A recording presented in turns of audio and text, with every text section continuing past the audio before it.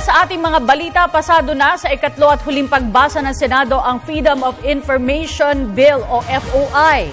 Layo ng nasabing panukala na bigyan ng access ang publiko ng mga impormasyon sa transaksyon ng gobyerno. Ang detalye sa ulat ni Sam Ramirez. Sa botong 21, naipasa ng Senado sa ikahuling pagbasa ang Senate Bill 1733 o kilala din sa tawag na People's Freedom of Information Act of 2013. Ang FOI ay naglalayong magtaguyod ng transparency sa pamahalaan sa pamamagitan ng mas malayang pagkuha ng mga public documents.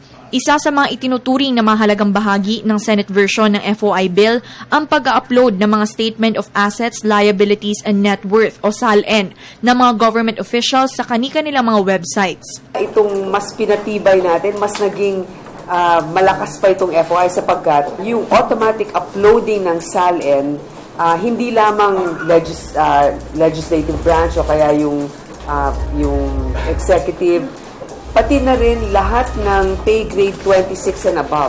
Siniguro din ni Committee on People's Public Information and Mass Media Chairperson Grace Poe na hindi masasama sa Senate version ng FOI bill ang right of reply na siyang nagbibigay ng karapatang sumagot at humarap sa media ang isang tao na sangkot sa isang issue dahil sa dokumentong nakuha tungkol sa kanya. Dito sa FOI namin, yung kinakatakutan nating lahat na right of reply ay hindi kasama. Tiwala naman si Poe at si Nicole Curato mula sa Right to Know Right Now Coalition, isa sa mga grupong matinding nagsusulong sa pagpasa ng FOI na susunod na ang Kamara sa pagpasa ng kanilang bersyon ng FOI.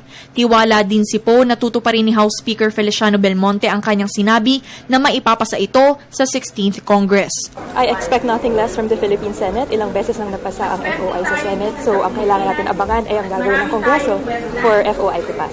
Ako naman ay kumpiyansa sapagkat meron minungkahi si Speaker Sani na sabi niya within the 16th Congress ay papasa yung FOI sa lower house. Kasalukuyang nasa Technical Working Group Committee ang FOI sa Kamara upang pag-isahin ang mahigit sa 20 bersyon ng FOI.